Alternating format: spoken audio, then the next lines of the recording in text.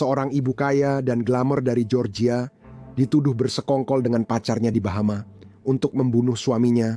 Dia bilang gelang kaki yang harus dipakai mengganggu gaya hidupnya. Lindsay Shiver telah menunggu persidangannya di Nassau selama bertahun-tahun. Dan dia mengklaim bahwa global positioning system yang terpasang di kakinya menghalanginya untuk memulai karier baru. Kami membawa kabar terbaru tentang perjuangan kami untuk kebebasan. Selamat datang di Sidebar dari Law and Crime, saya Jesse Weber. Baik, jadi kami punya pembaruan untuk Anda tentang kasus Lindsay Shiver, mantan ratu kecantikan Georgia yang tampaknya berselingkuh dengan seorang pria di Bahama saat dia menjalani perceraian yang buruk dengan suaminya, Robert. Namun, itu sebenarnya bukan penyebab dia terjerat masalah hukum atau pidana. Kami meliput kasus ini sejak Shiver ditangkap Juli 2023 atas dugaan merencanakan pembunuhan suaminya bersama dua pria lain. Dan sejak saat itu, dia bolak-balik antara Amerika Serikat bagian selatan dan negara kepulauan tersebut, sementara kasusnya perlahan menuju persidangan. Meskipun terus-menerus mengalami penundaan, dan sekarang kita harus membicarakan apa yang sedang terjadi. Jadi, pihak berwenang di Bahama mengklaim bahwa Shiver bersekongkol dengan pacarnya yang seorang bartender, Terence Battle, untuk membunuh Robert dengan bantuan rekannya, kemungkinan temannya, Faron Newbold Jr. Sekarang kita akan membahas lebih lanjut tentang tuduhan spesifik terhadapnya dan para terduga rekan konspirasinya sebentar lagi jika Anda belum tahu lebih banyak tentang ceritanya. Tapi kami telah mengetahui bahwa Lindsay Shiver telah mengajukan beberapa permintaan kepada pengadilan Bahama. Dan pertanyaan kami adalah, apakah itu akan berhasil? Apakah dia terlalu berharap? Untuk membantu menjelaskan, saya ingin menyambut kembali pengacara pembela kriminal Max Strickler. Mac, terima kasih sudah kembali di Sidebar. Terima kasih sudah mengundang saya. Sekarang, Shiver diizinkan kembali ke Amerika Serikat selama masa pra-persidangan dan kasusnya telah ditunda beberapa kali. Perubahan terbaru menunda persidangan hingga Maret tahun depan, menurut media berita WDHN. Jadi pertama, izinkan saya bertanya kepada Anda, saat kita memikirkan hal ini, apakah itu tidak biasa? Bagaimana aspek internasional dari kasus ini mungkin mempersulit keadaan? Maksud saya, tahun 2026 masih jauh dari tuduhan. Tahun 2023. Sebenarnya, sayangnya sistem peradilan pidana seminarnya di Amerika Serikat memang sepelan itu. Maksud saya punya kasus di mana tuduhannya sudah terjadi. Kamu tahu, setidaknya 3-5 tahun yang lalu atau bahkan lebih lama lagi.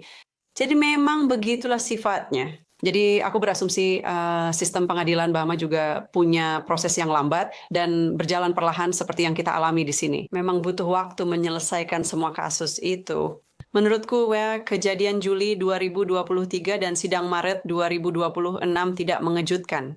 Kalau sidang ditunda lagi, kita harus mulai bertindak. Apakah mereka punya kasusnya apa? Kuat sebenarnya ada apa?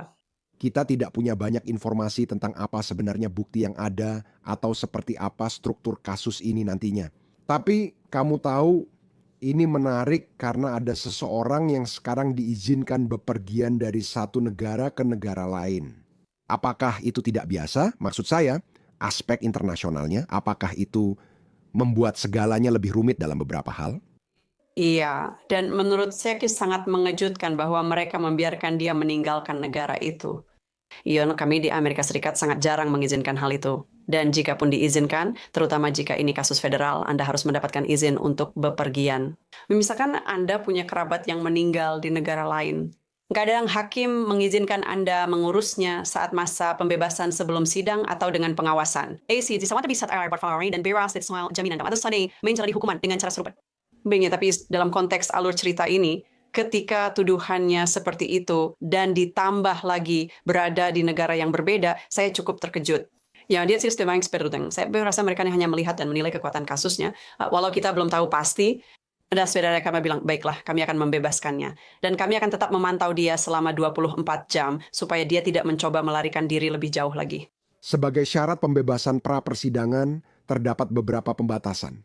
Dia wajib mematuhi aturan yang ditetapkan hakim di Bahama. Salah satu aturannya, dia harus tinggal dengan orang tuanya di rumah terpencil di Abbeville, Alabama. Terletak di selatan negara bagian, dekat perbatasan Georgia, ada beberapa pembatasan. Dia boleh ke Georgia menemui anak-anaknya, tapi harus memberitahu pengadilan dulu. Dia tak boleh dekat Robert karena dia korban diduga kasus ini. Sekarang, ini yang harus kita bahas. Inilah alasan kita membicarakan kasus ini lagi, karena dia menginginkan beberapa perubahan. Salah satu hal yang dia inginkan adalah melepas alat pemantau Global Positioning System yang terpasang di pergelangan kakinya. Oke, jadi menurut laporan dari Daily Mail, pengacara Shiver telah mengajukan petisi ke pengadilan Nassau. Mereka mengatakan alat pemantau itu bermasalah karena menyebabkan memar dan luka di pergelangan kaki mereka. Alat itu mengganggu tidurnya dan membuat anak-anaknya trauma. Ia punya 3 putra dari mantan suaminya. The Daily Mail melaporkan bahwa petisi tersebut menyatakan dia berusaha menyembunyikan alat pemantau itu sebisa mungkin, tetapi akhirnya dia melewatkan kegiatan keluarga seperti pergi ke pantai. Mac, masih banyak lagi di sini, masih banyak argumen lainnya. Mari kita mulai dari situ dulu. Tentu saja ini bukan soal fashion, barang. Tidak.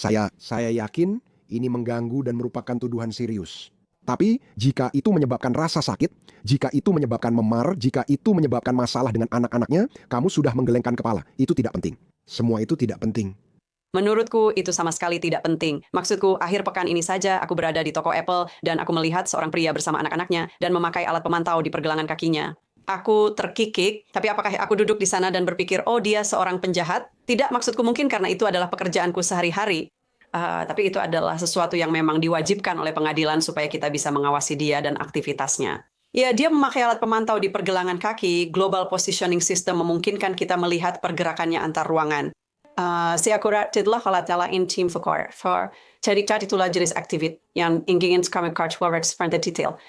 Yang mereka pasang padanya, andai saja dia tak punya masalah tahun lalu, kita akan punya argumen lebih baik. Tapi masalah tahun lalu itu, Isat di wording serval, petungin lakukan ini, cenggan lakukan itu. Tapi di thing melakukannya dan tampil di Good Morning America. Jadi kamu tahu hakim tidak akan terlalu peduli. Dan kamu juga sudah mendengarkan aku. Aku mau bahas Good Morning America sebentar lagi karena itu membuat semuanya rumit. Tapi oke, jadi kamu belum yakin bahwa karena ini jadi tidak nyaman atau ini memalukan atau menimbulkan masalah, bagaimana dengan ini? Jadi, petisi tersebut meminta agar dia diizinkan kembali ke Thomasville, Georgia, tempat dia sebelumnya tinggal bersama Robert dan anak-anak. Ternyata rumah mewah 7 kamar tidur bernilai jutaan dolar. Dia mengaku di pengadilan bahwa dia punya beberapa tawaran kerja di sana. Pekerjaan modeling, influencer, atau untuk butik fashion. Tapi alat pemantau di pergelangan kakinya menghalangi semua. Ngomong-ngomong, dia juga mengklaim dalam petisinya bahwa pindah kembali ke Thomasville akan memungkinkannya menghabiskan lebih banyak waktu dengan putra-putranya tanpa harus melakukan perjalanan jauh dari Alabama. Dia mengatakan bahwa dia ingin mendapatkan pekerjaan untuk membantu mengisi kembali keuangannya, yang sebagian besar telah digunakan untuk biaya hukum selama beberapa tahun terakhir. Mac yakin dengan salah satu argumen itu. Jika hakim, saya butuh argumen substansial. Jadi hanya punya influencer tidak cukup bagi saya. Dengan ponsel baru cukup klik dan tempelkan jari ke alat di pergelangan kaki, lalu tiba-tiba hilang. Itu sangat bodoh. Karena ada di audio supaya atau pakai video, kita bisa mengeditnya, jadi tidak masalah. Sekarang, jika dia punya pekerjaan bagus, dan misalnya saja di Delta Airlines, kamu akan menerima surat dari Delta Airlines, dan mereka akan bilang, saya telah memberinya pekerjaan. Ini pekerjaannya, kami akan menawarkan hal-hal seperti ini. Jadi itu adalah hal substantif yang bisa saya sampaikan kepada hakim, bahwa saya memiliki tawaran pekerjaan resmi. Inilah jumlah uang yang harus saya hasilkan, dan saya wajib tinggal di Thomasville. Lalu saya terasa hakim bisa sangat terpengaruh oleh hal itu. Ditambah lagi dengan fakta bahwa dia akan lebih dekat dengan anak-anaknya. Jika kedua hal yang berjalan beriringan, hakim mungkin mempertimbangkannya. Intinya kita tetap ingin memperhatikan anak-anak meski ini kasus pidana. Itu selalu jadi faktor penting di setiap kasus. Hakim peduli. Itu menarik. Jadi maksud Anda itu adalah faktor yang nyata karena lihat, jika itu terjadi di Amerika Serikat, dan saya rasa situasinya sama di Bahama, Anda dianggap tidak bersalah sampai terbukti bersalah, benar? Seharusnya tidak, karena Anda didakwa atau dituduh pidana. Itu tidak berarti Anda harus kehilangan kemampuan mencari uang dan mata pencaharian. Bisa mendukung atau merawat anak-anak Anda, namun harus didukung bukti. Saya tidak tahu itu. Benar, saya pernah menangani kasus serupa di mana hakim berkata, kami ingin Anda berada di jalur yang lebih baik ke depan. Saya disensikan ini ada kamu koordinasi yang kebinsu harus sepakat video jalan yang benar. Mereka akan terpengaruh oleh hal itu dan ingin membantu memfasilitasinya. Ya itu hanya omong kosong, disitulah masalahnya. Poin bagus. Yang terpenting di pekerjaan ini adalah mengakui apa yang belum diketahui. Saya tidak tahu seperti apa prosedur ini nantinya. seperti apa sidang seperti ini di Pengadilan Tinggi Nassau. Anda akan mendengar argumen Schiffer pada 8 Desember. Ini menurut Daily Mail dan Schiffer, omong-omong, diperkirakan akan kembali ke pulau itu untuk sidang yang sebenarnya. Robert diperkirakan akan memberikan tanggapannya secara virtual. Anda mungkin belum tahu suasananya di sana, tapi bagaimana biasanya proses diatur di Amerika Serikat. Apa yang bisa kita harapkan dari sidang seperti itu? Ya, Masya ingin mendengar dari korban yang diduga. Jadi kalau Robert bilang, lihat, saya masih merasa takut, saya sudah punya pengacara pelindung, saya hanya mengada-ada, saya tidak mengatakan itu adalah kasusnya. Dan Mark itu sedang dalam proses perceraian. Tio Cafe ini dia diasuh orang itu, kan dia membutuhkannya, saya membutuhkan struktur itu. Dex, aku hanya mengarang semua ini. Aku tidak yakin ini yang terjadi, tapi Robert mungkin akan berargumen begitu. Kami ingin dia 2 atau 3 jam jauhnya. Struktur itu membantu semua orang, dia bersama keluarganya, dia mendapat dukungan keluarga. Anak-anakku bahagia karena mereka punya struktur di Thomasville. Mereka perlu tetap di tempat mereka sekarang, tetap di sistem sekolah yang sudah mereka jalani. Aku tidak tahu, tapi itu yang akan diperdebatkan Robert tentang keinginanku. Dia mungkin akan ingin alat pemantau pergelangan kaki itu tetap dipasang. Karena sekali lagi, hal-hal seperti itu sebenarnya sangat membantu. Dan aku mengatakannya dengan nada sarkastik. Baik, tapi ketika seorang petugas pembimbing di sistem federal bisa melihat ponsel mereka dan cukup mengetuk, lalu melihat ke bawah dan berkata, oh, saya tahu di mana klien Anda berada. Itu cukup mengejutkan gue, tapi memang begitu sistem di sini. Marisa bisa melakukannya aktivitas secara langsung, lihat di mana klien Anda berada. Aku rasa Robert tak ingin itu berubah karena dampak masa lalu. Tapi seperti yang kamu bilang, kamu setidaknya mengharapkan Schiffer. Dia harus memberikan bukti substansial terkait masalah alat pemantau, pergelangan kaki, penghasilan, pekerjaan, atau hubungannya dengan anak-anak. Ngomong-ngomong, apakah korban yang diduga dalam suatu kasus bisa mendapatkan akses ke alat pemantau pergelangan kaki? Apakah mereka akan tahu di mana terdakwa berada atau tidak? Tidak, sama sekali tidak. Sekarang proses perceraian itu berbeda. Ya, jadi saya pasti tidak tahu seperti apa perintah perlindungan dan hal-hal semacam itu terjadi. Tapi tidak. Koran tidak terlibat dengan masa itu. Saya hanya pernah melihatnya pada klien-klien saya yang melanggar syarat pembebasan mereka. Karena ingat, kau bisa saja memakai alat pemantau di pergelangan kaki. Tapi jika kamu dalam tahanan rumah, itu berarti kamu tidak diizinkan untuk keluar. Meninggalkan rumah, kecuali jika kamu pergi ke dokter, dan sebagainya. Kamu tahu ada alasan-alasan tertentu yang diizinkan untuk keluar rumah. Klien kadang-kadang Mickey Charlton mengambil kebebasan dengan aturan itu. Dan disitulah pemantauan Global Positioning System menjadi sangat spesifik. Kalau kamu ke pom bensin Dashes dan ada toko ham atau minuman keras di sebelahnya, jangan pergi ke toko minuman keras itu. Aku hanya mengingatkan. Nah, sebagai contoh, monitor Mangle akan menunjukkan bahwa kamu melakukan itu. Atau jika kamu datang ke kantor saya di sini, saya ada di lantai 30. Jika kamu memberi tahu pelayanan pemantauan pergelangan kaki bahwa kamu datang ke kantor saya, jangan ke restoran di lantai 2. Mereka akan tahu. Wah, itu menarik. Ngomong-ngomong, benar, pertanyaan cepat lainnya. Apakah alat itu memberi peringatan? Apakah ada seseorang yang mengawasi 24 jam? Bagaimana cara kerjanya? Apakah ada sistem yang memberi peringatan? Seperti apa? Atau ada yang mengawasinya? Ya, itu tergantung, maksudku, itu benar-benar tergantung. Kalau kamu sudah membuat petugas percobaan di sistem federal kesal, mereka akan duduk di sana memantau kamu. Tapi biasanya lewat aplikasi, jadi kamu dapat laporan 24 jam. Dan ini seperti pas first thing akan kamu dapatkan atau mencoba sedikitkan situasinya nih seru. Nah, tapi sana laporannya station talk ada di sana dan menunjukkan semua tempat yang sudah dikunjungi. Dan kemudian kamu juga bisa mendapatkan visualnya. Jadi visualnya akan berupa tampilan nyata dari peta tempat kamu pergi. Itu keren, tapi itu juga mengagetkan. Mirip dunia Orwell, tapi memang teknologi mereka sudah seperti itu. Aku membahas sistem federal. Aku tidak mau memberitahumu apa yang kota Georgia miliki. Aku jelaskan hal-hal federal. Benar, tapi kita belum tahu pasti. Ada foto Lindsay Schiffer dengan alat pemantau pergelangan kaki, tapi detail pastinya belum diketahui. Sekarang, sesuatu yang kamu sebutkan sebelumnya, untuk memperjelas, Schiffer sudah pernah bermasalah dengan sistem peradilan Bahama sebelumnya. Sekarang, kita akan membahas itu sebentar lagi. Tapi pertama, aku hanya ingin dengan cepat melihat kembali bagaimana kita sampai di titik ini dalam cerita ini. Semua bermula pada April 2023 saat Robert menggugat cerai.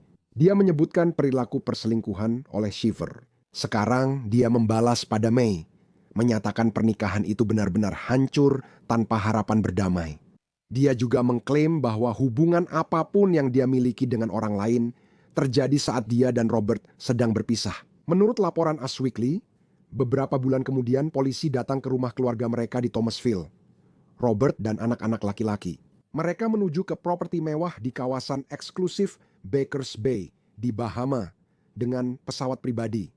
Lindsay rupanya ingin ikut, tapi Robert menolak, mengatakan bahwa dia hanya ingin menemui pacarnya di pulau itu dan dia tidak mengizinkannya. Di 3 minggu terakhir, bahkan lebih, dia sudah liburan berdua, bersenang-senang dengan pacarnya, dan pergi ke Key West. Oke, tapi dia baru saja bilang kamu ikut. Itu yang di Key West. Aku akan membawa 3 putraku ke Bahama tahun ini. Anak-anak kita? Anak-anak kita. Kemarin dia mengirim pesan mengatakan bahwa dia bersedia mengubah rencananya. Sekarang naik pesawat bersama anak-anak ke Bahama.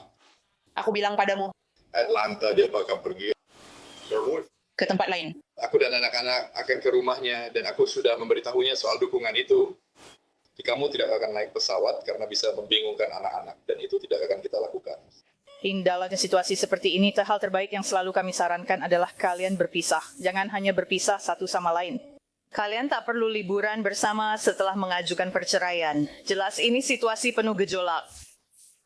Dan menurut otoritas Bahama, pada hari yang sama, Lindsay dan pacarnya diduga merencanakan plot pembunuhan berbayar. Battle adalah bartender di Bahama dan diduga rekan konspirator menurut pihak berwenang. Pasangan itu dilaporkan merekrut New Bull untuk melakukan aksi pembunuhan tersebut. Jadi, dia juga telah didakwa oleh polisi Bahama bersama Battle dan Shiver. Dan polisi mengatakan bahwa mereka mengungkap rencana tersebut ketika mereka mencurigai bartender terlibat atau melakukan kejahatan lain yang tidak terkait. Mereka memeriksa ponselnya dan menemukan semuanya. Polisi memeriksa iPhone Shiver dan menemukan ia mengirim foto suaminya, Robert Shiver, ke rekan terduga, Newbold Junior Quote, disertai pesan teks, bunuh dia.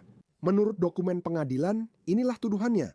Ada juga pengakuan yang diduga dari Shiver kepada polisi Bahama bahwa dia mengatakan kepada Battle bahwa dia ingin membunuh Robert dan Battle mengatakan dia juga ingin membunuhnya.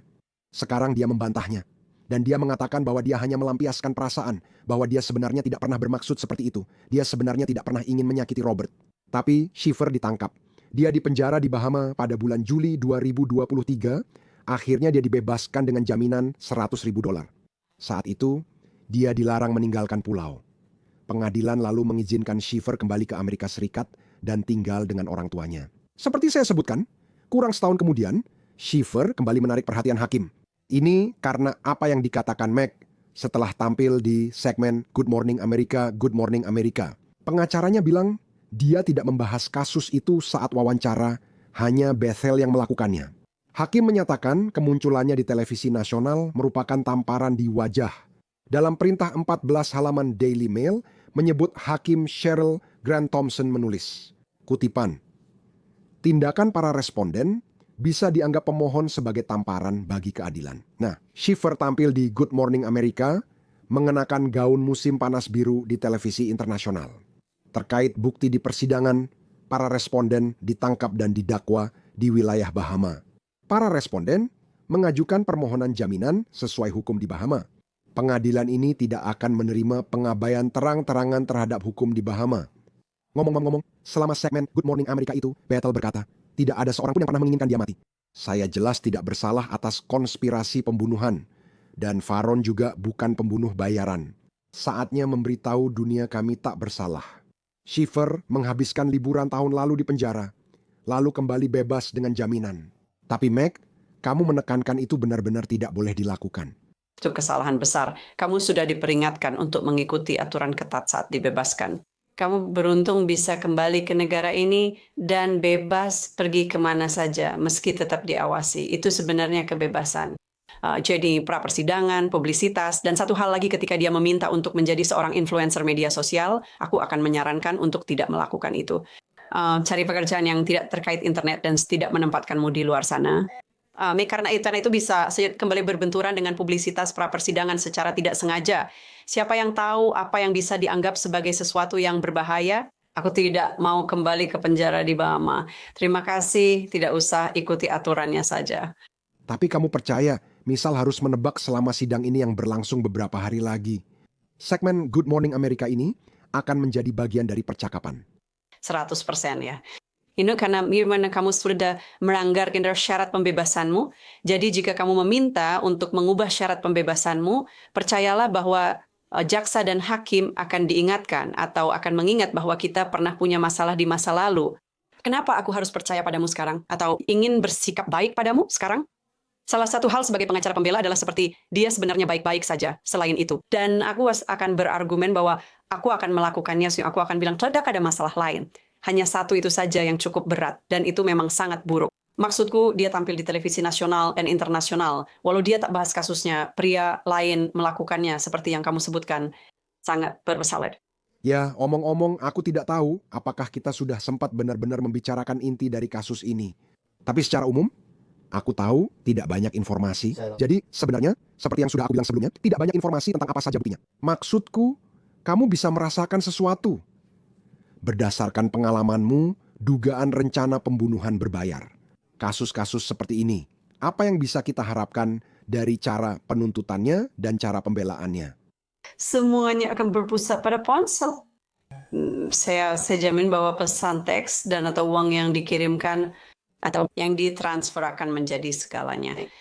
Percakapan akan menjadi segalanya. Mungkin tidak, kamu tahu. Itu akan menjadi sesuatu, kamu tahu, aku bilang telepon, tapi secara digital. Kamu juga bisa kirim pesan WhatsApp lewat komputer. Siapa tahu, aku hampir yakin itu. Mereka menemukan harta karun di ponsel bartender, bukan hanya beberapa pesan teks. Itu bisa aku asumsikan, karena pasti bukan cuma satu saja. Setelah perisanya menemukannya, mereka menemukan percakapan panjang dan langsung terkejut. Wah, lalu mereka menggali lebih dalam lagi untuk memastikan dan juga memeriksa ponsel Schiffer untuk mengonfirmasi. Dia berkata, ya aku melakukannya, tidak membantu sama sekali. Apakah menjadi sulit untuk membuktikan apa niatnya jika kamu ikut serta? Jika kamu menangkap seseorang di tahap awal, benar? Akan berbeda jika kamu punya kasus mereka membayar uang. Pembunuh bayaran diduga mendatangi rumah itu, namun sebelum masuk, polisi langsung menangkapnya. Kamu punya seperti tindakan nyata yang diambil jika masih di tahap awal, apakah sulit untuk menuntutnya? Saya tidak tahu detail atau kompleksitas penuh kasus ini. Tapi, apakah itu bisa jadi tantangan? Ya, dan lain rasa itulah kenapa saya memikirkan soal uangnya. Saya merasa pasti tidak hanya ada percakapan saja. Saya rasa membicarakan hal-hal seperti ini meskipun tidak terlalu menyenangkan, tetap saja itu sesuatu yang bisa dibicarakan lewat pesan teks. Kita semua sering banget ngobrol lewat pesan teks tentang banyak hal. Saya curiga ada uang yang dikirimkan, atau seperti yang kamu bilang, tindakan nyata. Ada sesuatu, ada langkah yang diambil. Seperti yang kamu bilang, mengambil foto suaminya dan berkata, ini penampilanmu. Dia akan ada di sini jam 10 pagi. Dia olahraga di gym jam 10 pagi. Maksudku hal-hal seperti itu bisa jadi petunjuk. Katakan saja, kamu tahu Selasa depan dia akan ada di sana. Mungkin itu waktu yang kamu mau untuk melakukannya. Hal-hal seperti itu bisa mengarah ke sana. Kita tidak hanya sedang membicarakan hal-hal saja. Tindakan terbuka, aku dan pengacaraku bahas hukum. Iya, kamu memang terlibat di dalamnya.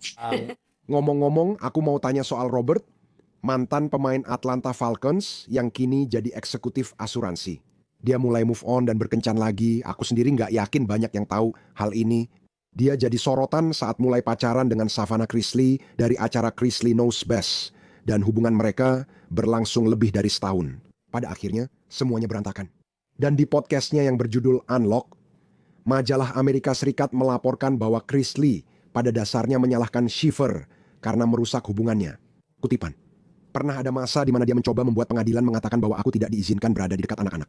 Menurutku, dengan semua kekacauan yang dia bawa ke hidupnya atau yang dia bawa ke hidup kami, itu terlalu berat untuk Robert tangani, aku tahu, itu terlalu berat untuk dia tangani. Dan akhirnya dia mendapatkan apa yang dia inginkan, sesederhana itu. Kamu sekali lagi menghancurkan satu hal lagi dalam hidupmu dan juga hidup orang lain. Mac, menurutku itu sangat menarik karena kamu tahu, Schiffer hanya menghadapi tuduhan di Bahama. Dia bisa dihukum penjara 60 tahun jika terbukti bersalah. Tapi apakah dia bisa menghadapi tanggung jawab perdata atau pidana di Amerika Serikat pada suatu saat? Saya hanya akan menebak berdasarkan kasus-kasus sebelumnya bahwa perceraian yang penuh konflik hampir selalu merembet ke ranah pidana. Mungkin ada masalah perintah perlindungan karena dia tidak mematuhi perintah pengadilan sipil. Artinya kamu harus menepati perjanjian hak asuh, misal Jumat jam 9 malam. Hal-hal ini saling mempengaruhi, dia tidak mendapat tunjangan lalu menggugat penghinaan pengadilan. Siapa tahu, jadi memang bisa saling mempengaruhi. Perintah perlindungan bisa berubah jadi hal kacau dan mengerikan, seperti saat dia bilang, aku tidak mau kamu dekat denganku. Ya, tiba-tiba kita lihat dia mendekati orang itu. Ini bisa jadi penguntitan berat yang merupakan tindak pidana berat dan tanpa jaminan. Jadi di sini, di Georgia, jadi situasinya bisa menjadi rumit dengan cepat. Ya, saya sangat curiga, dari apa yang baru saja Anda sebutkan bahwa ini adalah perceraian yang sangat penuh konflik dan perselisihan hak asuhnya mungkin masih berlangsung. St. Brewster's dokumennya. Anda puas cracking itu saya garis pers validasi. Yang pada dokumen itu, karena saya curiga ada gosip penting di sana terkait dengan proses perceraian yang penuh konflik. Saya belum melihatnya, tapi saya punya firasat memang ada. Kamu harus membayangkan dalam kasus seperti ini pasti akan terungkap kan? Seperti jika kamu membicarakan tentang pembunuhan berencana, memahami hubungan, apa yang menyebabkan perceraian, semua dugaan perselingkuhan, semua itu pasti akan masuk ke dalamnya. Bukan untuk gosip atau sensasi berlebihan. Tapi itu berkaitan dengan struktur kasus ini, berkaitan dengan niat, berkaitan dengan aspek-aspek seperti itu. Jadi saya membayangkan kita mungkin akan mengetahui lebih banyak lagi. Semoga jika ini terjadi pada bulan Maret, ada pelaporan yang menyeluruh tentang hal ini. Tapi kami akan terus mengikuti. Kami sudah mengikuti di sini di Sidebar. Max Strickler, terima kasih sudah datang. Senang bertemu denganmu. Terima kasih banyak. Itu saja dari kami di Sidebar. Terima kasih kepada semua yang telah bergabung. Jangan lupa berlangganan di YouTube, Apple Podcast, Spotify, atau platform podcast lainnya. Ikuti saya juga di X atau Instagram.